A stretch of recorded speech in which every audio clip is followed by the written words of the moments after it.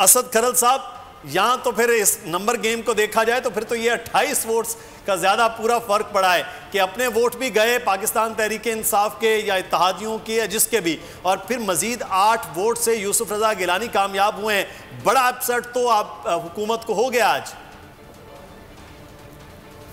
कि बिल्कुल 28 भी नहीं बल्कि 29 वोट बन जाते हैं। अगर 21 और 8 मिलाएं तो 29 वोट हैं। जो 21 वोट उनको रिक्वायर थे उन्होंने तो उस हिसाब से तो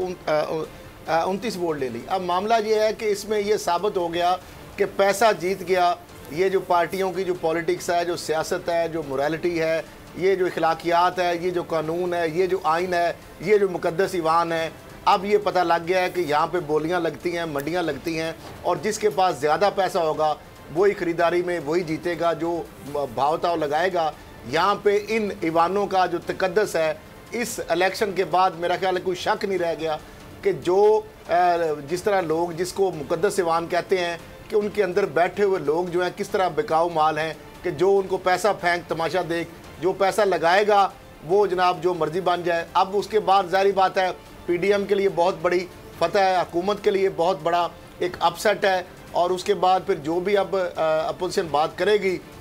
वो अदम-ए-एतमाद की बात करे, वो हुकूमत के ऊपर अदम-ए-एतमाद की बात करे, हुकूमत की नाकामी की बात करे, हुकूमती पॉलिसियों की नाकामी की बात करे, तो सारी चीज़ें उसकी अब सही साबित होंगी। वो तो ये कहेंगे, लेकिन जो ऑडियो आई, जो वीडियो आई, जो सुप्रीम कोर्ट ऑफ पाकिस्तान की ऑब्जर्वेशन थी, वो आज सच साबित होगी। पूरी दुनिया ने देख ली। यही सुप्रीम कोर्ट ऑफ पाकिस्तान बार बार कह रही थी कि जनाब ऐसा कोई मैकेनिज्म बना ले। क्या अब ये जो जीत गए हैं, क्या इनकी जीत हार में बदल सकती है? क्या इनको वोट जो डाले गए हैं कभी उनको डिटर्मिन किया जा सकेगा? कभी उनका पता चलाया जा सकता है कि वो कौन से लोग हैं जिनके पैसे देख के ज़मीर जागे और अचानक एट द 11th आवर पैसे लेकर उन्होंने अपने वोट जो हैं वो अवाम के जो मुंतखब नुमाइंदे थे, जो अपनी पार्टियों की जो एक टिकट पे मुंतखब होकर आए थे, किस तरीके से उनके साथ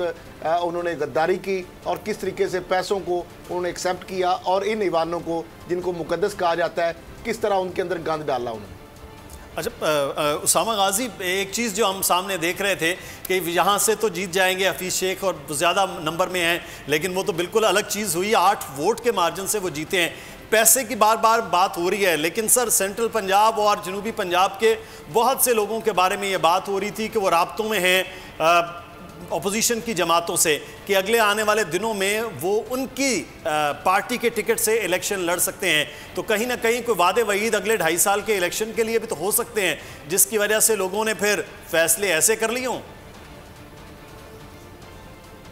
देखिए, ये खबरें तो आई थी कि यूसुफ रज़ा गिलानी जब मिले हैं मरीम साहब से जाती उमरा जाके, तो उन्होंने कोई 9 से 12 लोगों की बात की कि जी वो हमारे साथ तैयार हैं तहरीक इंसाफ के, लेकिन उनको ये है कि टिकट भी फिर बाद में चाहिए नून लीग का। कि ज़ाहिर है कि वो अगर पकड़े जाते हैं, कुछ होता है तो पार्टी अगर उनके खिलाफ कोई एक्शन लेती है तो फिर उसके बाद उनके पास ये भी होना चाहिए। इसके साथ साथ आप ये भी देखेंगे पंजाब में जिस तरह से हुआ, तो अब परवेज़ इलाही साहब वाला जो रोल है उस पर भी कुछ शुबात आना शुरू हो जाएंगे कि काफ लीग ने क्या डील की थी, किस तरह से मामला सारे पंजाब में सेटल किए थे, और जरदारी साहब को जब मनाया था तो जरदारी साहब किस तरह मान गए थे, उसके बदले में फिर उन्होंने किस तरह काफ लीग से क्या मांगा था। तो अब ये सारे सवालात शुरू हो जाएंगे और ज़ाहिर है लम्हा फ़िक्रिया है तहरीक इंसाफ के लिए, हुकूमती इत्तेहादियों के लिए कि अब उनको सर जोड़कर बैठना होगा कि ये इतनी जो उनकी लीड थी कोई 1-2 नंबर्स की तो थी नहीं, ये तकरीबन 25-26 नंबर, अगर मतलब 181 तक 180 तक थे और 155 बताया जा रहा था कि अपोजिशन के पास हैं। तो ये किस तरह से सारा ऊपर नीचे हो गया। कम से कम 11 उनको इस तरह से लोग चाहिए थे, कौन लोग हैं जो उनकी तरफ चले गए।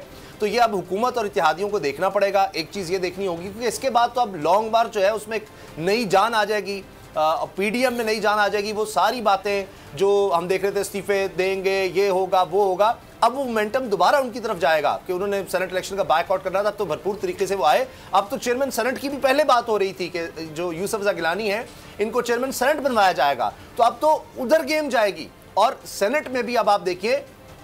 कि अब पांसा पलट सकता है क्योंकि अब इत्तेहादियों की मेजॉरिटी वो भी मशकूक हो जाएगी और उसके बाद अगर यहाँ पर ये चीज़ें मैनेज हो सकती हैं तो सेनेट में जाकर पहले ही अब देखिए कुछ सीटें वो वैसे ही निकाल जाएंगे। एक ये सीट जो सबसे बड़ा अपसेट है, दूसरी तरफ पीपल्स पार्टी सिंध में से नजर आ रहा है कि जितनी उनकी बनती है उससे भी ज्यादा ले सकती है। इस तरह खैबर पख्तूनख्वा में भी तहरीक इंसाफ की सीटें कम हो सकती हैं, उनको भी इस गुफ्तगू में शामिल करते हैं। बाबर डोगर साहब, आपने देखा कि नेशनल असेंबली की एक जो बड़ी इंपॉर्टेंट नशिस्त थी, सुबह से सारी नशिस्तें एक तरफ, लेकिन ये नेशनल असेंबली की जो एक नशिस्त थी ये एक तरफ,